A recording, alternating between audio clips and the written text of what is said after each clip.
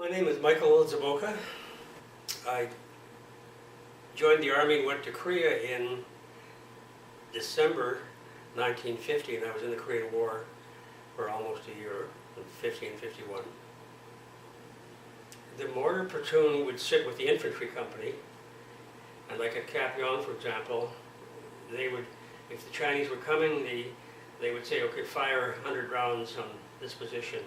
And the shells go up and land, and I think most Canadians had never heard of Korea. Most Koreans wouldn't even know where the country was. There was very little perception. But the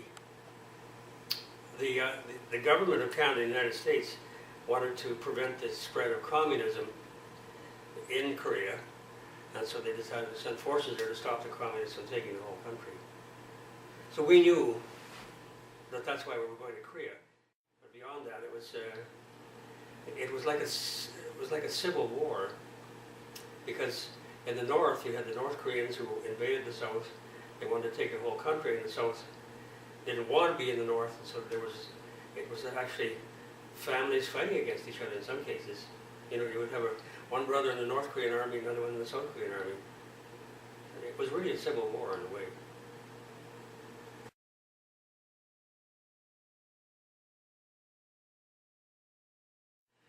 Well, I don't know. I wanted to prove I was a good Canadian, and I was going to do my.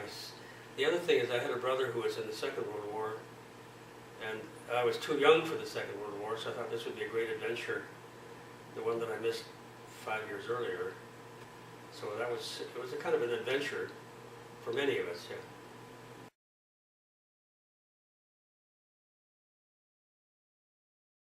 The first time we went to the front line, we found about 70 American soldiers who had been killed by the Chinese. They were naked, they had no clothes, they had been shot and bayoneted by the Chinese. They fell asleep without sending a guard. It was their own fault. And the Chinese came in quietly at night and killed them all. So when we arrived there, we found 70 frozen Americans laying in the snow.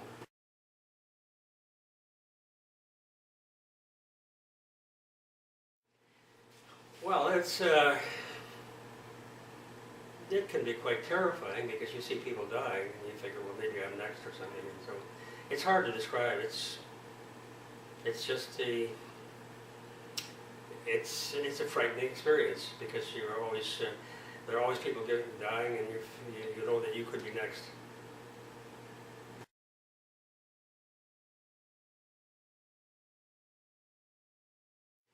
Well, first of all, like in our platoon, we had a young man, Kim.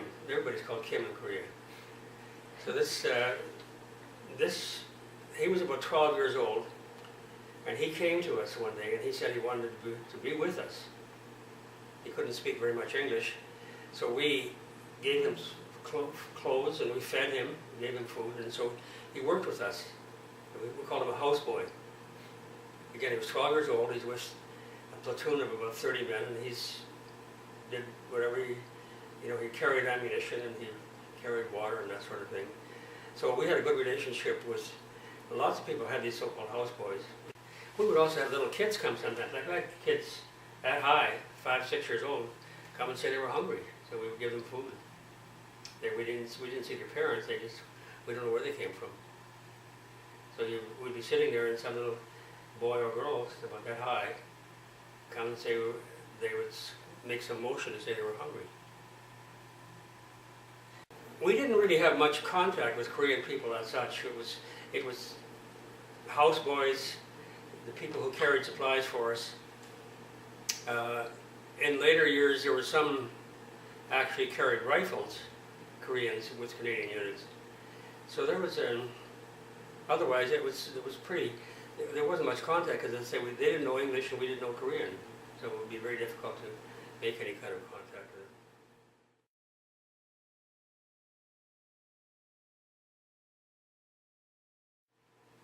No, it was certainly an adventure that I remember the rest of my life.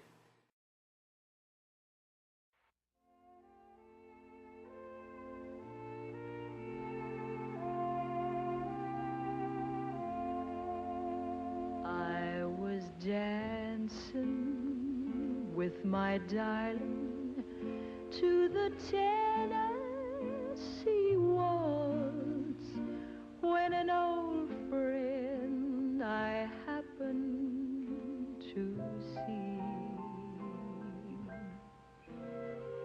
introduced her to my loved one, and while they were dancing, my friend stole my sweetheart from me.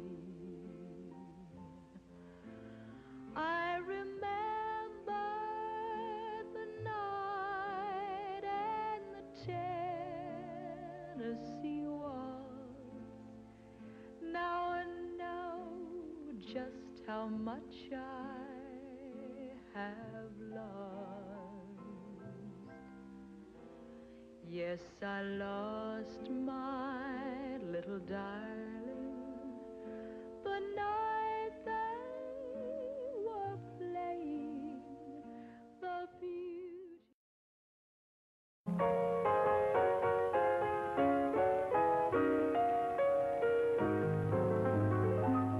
Mona Lisa, Mona Lisa, men have named you.